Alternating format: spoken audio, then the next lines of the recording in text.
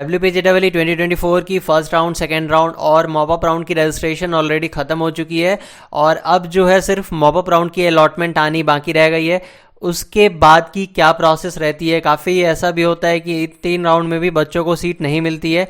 काफ़ी बच्चे तो डायरेक्ट एडमिशन अगर अफोर्ड कर पाते हैं तो वो लोग डायरेक्ट एडमिशन ले लेते हैं, लेकिन काफ़ी बच्चे ऐसे होते हैं कि जिन्हें कुछ चांसेस रहती है अगर किसी पर्टिकुलर कॉलेज में, कोई गवर्नमेंट कॉलेज में अगर कोई सीट्स वैकेंट रह जाए तो उन्हें वहाँ पर एडमिशन मिल जाए अगर उनकी रैंक अच्छी होती है। अगर उन्होंने कोई मिस्टेक किया होता है या कोई डॉक्यूमेंट्स उनकी छूट जाती है मेन राउंड में, जिसके कारण वेरिफिकेशन के टाइम बाहर हो जाते हैं, वो सारे स्टूडेंट्स चाहते हैं कि उन्हें इसी बार सीट मिल जाए, तो उन लोगों के लिए होती है डिसेंट्रलाइज्ड काउंसलिंग।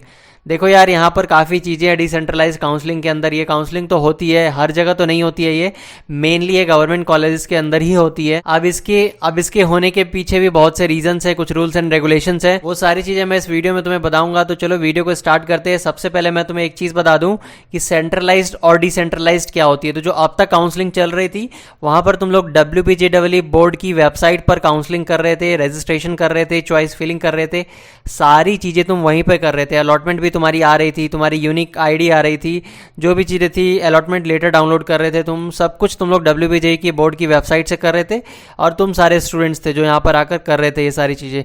तो ये सेंट्रलाइज प्रोसेस थी, मतलब एक जगह ही सारी चीज़ें हो रही थी। लेकिन अब क्या होगी, जब ये काउंसलिंग चलेगी ना डिसेंट्रलाइज्ड की, तो यहाँ पर क्या होगी ना, हर एक कॉलेज की काउंसलिंग अपनी अपनी होगी। सपोज जलपाईगुड़ी इधर है, कल्याणी गवर्नमेंट इधर है, JU यानी कि जादवपुर यूनिवर्सिटी की काउंसलिंग इधर चल रही है, कलकत्ता यूनिवर्सिटी की अपनी काउंसलिंग चल रही है। तो ये हो गई डिसेंट्रलाइज्ड काउंसलिंग। यहाँ पर कॉलेजेस अपनी काउंसलिंग अपने से करवाते हैं और ये कैसे क्या होती है तो ये सारी चीजें मैं आगे तुम्हें बताने वाला हूँ। तो यही फर्क है डिसेंट्रलाइज्ड और सेंट्रलाइज्ड में। तो चलो मूव करते हैं नेक्स्ट स्लाइड में। तो देखो, तुम्हें डिसेंट्रलाइज्ड काउंसलिंग में करनी क्या है, अगर तुम इसमें पार्टिसिपेट करना है, अगर तुम चाहते हो कि तुम्हें कोई एक सीट मिल जाए किसी गवर्नमेंट कॉलेज के अंदर, तो तुम्हें रेगुलर वेबसाइट्स को विजिट करनी है। जैसे ही मॉपअप राउंड की अलॉटमेंट आती है उसके बाद एडमिशन होती है। एडमिशन के बाद अगर कुछ बच्चे उस टाइम पे अगर मिलने पे भी अगर वो एडमिशन नहीं करवाते हैं या उन्हें ब्रांच अच्छी नहीं लगती है या फिर उन्हें वो कॉलेज अच्छी नहीं लगती है, तो तुम लोगों को अगर डिसेंट्रलाइज्ड काउंसलिंग के अंदर पार्टिसिपेट करनी है तो तुम्हें हर एक कॉलेज की पर्टिकुलर वेबसाइट पर जाकर रेगुलरली विजिट करनी होगी। जादवपुर यूनिवर्सिटी हो गई, कलकत्ता यूनिवर्सिटी हो गई, JGC, KGC, जो भी जितनी गवर्नमेंट कॉलेज है सबकी वेबसाइट्स पर जाकर तुम्हें विजिट करनी है, या फिर तुम इस चैनल को सब्सक्राइब करके रखो। जैसे ही नोटिफिकेशन आती है मैं तुम्हें अपडेट कर दूंगा। नीचे तुम्हें व्हाट्सएप चैनल के लिंक मिलेगी, तुम उसे भी ज्वाइन कर लो। तो चलो मूव करते हैं नेक्स्ट स्लाइड में। यहाँ देखो, तुम्हें रजिस्ट्रेशन जो है कर लेनी है। जैसे ही तुम कॉलेज की वेबसाइट पर विजिट करोगे तुम्हें वहां पर एक डेट दी जाएगी, कोई पर्टिकुलर डेट, 3, 4, 5 दिन का डेट दिया जाएगा, उस बीच वो काउंसलिंग होगी। तो तुम्हें वहां पर उससे पहले जाकर रजिस्ट्रेशन कर लेनी है वेबसाइट पर। तुम्हें कुछ बेसिक डिटेल्स वहां पर फिल करने होंगे और जो भी तुम्हारे डेट दी जाएगी तुम्हें उस डेट को तुम याद रखना और उस डेट में तुम्हें क्या करनी होगी आगे मैं तुम्हें स्लाइड में बताने वाला हूँ। मेनली उन सारे डिटेल्स को अच्छे से फिल करना, जो भी चीजें तुम्हें अपलोड करनी होगी वहां पर, रैंक कार्ड, वो सारी चीजें अच्छे से अपलोड कर देना।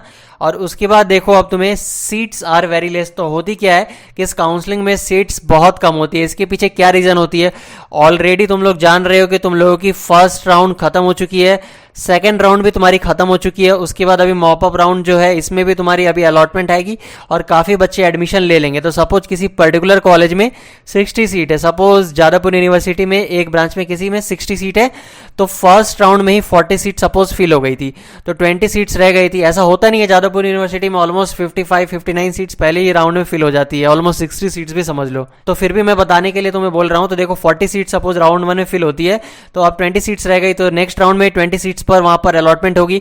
तो जो भी बच्चे काउंसलिंग करेंगे तो अगर वहां पर एलिजिबल रहे तो सारे ही फिल हो जाएगी, नहीं तो फिर सपोज समझ लो 15, 16, 17 सीट्स फिल हुई, तो सपोज 3 सीट्स और रह गए। अब 3 सीट्स में मॉपअप राउंड में बच्चों ने पार्टिसिपेट किया, वहां पर भी बच्चों को अलॉटमेंट मिली उस ब्रांच में। तो अब कुछ बच्चे थे, सपोज 3 सीट्स हुई तो 3 बच्चों को वो अलॉटमेंट मिली, उसमें से किसी एक बच्चे ने एडमिशन करवाया और क्या हुआ कि बाकी के 2 बच्चे जो है उन्हें वो सीट अच्छी नहीं लगी, उन्हें वो ब्रांच अच्छी नहीं लगी, तो वो क्या करेंगे, वहां पर एडमिशन नहीं करवाएंगे। इसके कारण होगी क्या, वो पर्टिकुलर सीट्स जो है वैकेंट रह जाएगी मॉपअप राउंड के अलॉटमेंट के बाद भी। तो अब क्या होती है कि इस पर्टिकुलर एकेडमिक ईयर में वो सीट तो खाली नहीं रहेगी ना, उसमें भी कोई ना कोई बच्चे आएंगे। तो इसी के लिए कॉलेज क्या करती है, डिसेंट्रलाइज्ड काउंसलिंग करवाती है।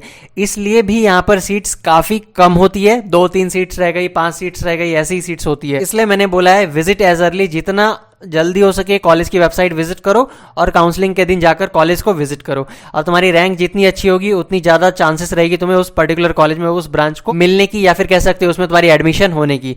तो यही सारी चीज़ें तुम्हें ध्यान रखनी है कि सीट्स काफ़ी कम होती है, बहुत कम, मतलब समझ लो 2-3-4 सीट्स ही रहती है। अब देखो डॉक्यूमेंट्स, इसमें क्या चीज़ें पता है तुम्हें? काफ़ी बच्चों ने मेन राउंड में कितनी मिस्टेक्स की है, मैंने पहले से बोला था डॉक्यूमेंट्स को रेडी रखना है। कितने बच्चे फर्स्ट राउंड के बाद भी डॉक्यूमेंट्स अच्छे से नहीं लेकर गए थे, जिसके कारण उन्हें वेरिफिकेशन में हटा दिया गया, फिर उन्हें सेकंड राउंड में अलॉटमेंट मिली, फिर जाकर उनकी एडमिशन हो पाई। काफ़ी बच्चे सेकंड राउंड में गलती कर बैठे हैं, जिसके कारण उन्हें अब मॉप अप राउंड में पार्टिसिपेट करना पड़ रहा है। तो वो सारी गलतियां तुम मत करो, अभी से सारे डॉक्यूमेंट्स को रेडी रखो। जो भी कैटेगरी सर्टिफिकेट हो गई तुम्हारी, जो भी रैंक कार्ड है तुम्हारी, या फिर तुम्हारी 10th-12th की मार्कशीट है, तुम्हारी कैरेक्टर सर्टिफिकेट हो गई, ट्रांसफर सर्टिफिकेट हो गई, स्कूल लिविंग सर्टिफिकेट जैसे बोलते हैं, वो सारी चीज़ों को तुम पहले से रेडी रखो। Keep everything up to date, यानी कि तुम्हें वैलिड डॉक्यूमेंट्स लेकर जानी है। ऐसा नहीं करना है तुम्हारी 2023 ईयर में ही वो डॉक्यूमेंट एक्सपायर हो चुकी है, तुम 2024 में लेकर जा रहे हो कॉलेज में दिखाने के लिए, तो वो सारी चीज़ें नहीं चलेगी। तुम्हें अप टू डेट रखनी है डॉक्यूमेंट्स को, और सारे मेंशन डॉक्यूमेंट्स को, जो भी डॉक्यूमेंट्स तुम्हें लाने बोला जाएगा उसे रेडी रख लो। तो ऑलरेडी तुम लोग जानते हो कौन सी सारी डॉक्यूमेंट्स रहने वाली है, वो सारी डॉक्यूमेंट्स कॉमन ही रहती है, तो वही सारी डॉक्यूमेंट्स रहेगी, तो तुम उसे रेडी करके अभी से ही रख लो। देखो फाइनली मैं लास्ट स्लाइड में यहाँ पर पहुंच गया हूं। अब देखो फिजिकल प्रेजेंस तुम्हारी मैंडेटरी है, तो जब भी तुम्हारी डेट दी जाएगी, ऐसा नहीं है जैसे तुमने WBJE के टाइम में क्या किया था, तुम लोगों ने मेन राउंड में सारे काउंसलिंग के टाइम क्या किया, सीट अलॉटमेंट के लिए सीट चॉइस फिलिंग की, रजिस्ट्रेशन किया, सारी चीजें घर से बैठे बैठे कर लिए, और जब तुम्हारी अलॉटमेंट हुई जो पर्टिकुलर कॉलेज में, तब जाकर तुम कॉलेज गए थे डॉक्यूमेंट वेरिफिकेशन के लिए। लेकिन यहाँ पर तुम्हें जिस भी कॉलेज के लिए तुम फिल करोगे, सपोज तुम लोग जलपाईगुड़ी के लिए फिल किए, तो तुम्हें क्या करनी है, जैसे ही कॉलेज डेट देगी तुम्हें उस पर्टिकुलर डेट में जाकर तुम्हें विजिट कर लेनी है। फिर सपोज तुम्हें अगर वहाँ पर सीट नहीं मिलती है, नेक्स्ट डे तुम चले जाओ कैलकाटा यूनिवर्सिटी में। जब तुम्हारी डेट दी जाएगी, 4-5 दिन की हर जगह की रहती है, तो एक दिन एक कॉलेज गए तुम, एक दिन एक कॉलेज गए, तो तुम क्या करना है, हर एक जगह पर तुम्हें अलग अलग जाकर रजिस्ट्रेशन करनी है और अलग अलग जाकर कॉलेज को विजिट करनी है। तो ये सारी चीज़ें तुम ध्यान रखना, मिस मत करना। कोई भी अगर तुम्हें डाउट हो तो तुम नीचे कमेंट सेक्शन में पूछ सकते हो, या फिर हम लोगों से इंस्टाग्राम पर कॉन्टैक्ट कर सकते हो। आई होप ये वीडियो तुम्हें हेल्पफुल लगी, तो तुम इस वीडियो को एक लाइक कर दो, साथ ही इस चैनल को सब्सक्राइब कर लो। आने वाले दिनों में तुम्हारी काउंसलिंग एंड होने के बाद कैसे तुम्हारे फर्स्ट ईयर की जर्नी तुम्हें स्टार्ट करनी है, क्या क्या तुम्हें कॉलेज में जाकर करनी है, ताकि तुम्हें एक अच्छी CGPA और एक अच्छी प्लेसमेंट मिल पाए, तो वो सारी चीजें तुम्हें यहाँ पर मिलती रहेगी। Thank you for watching this video.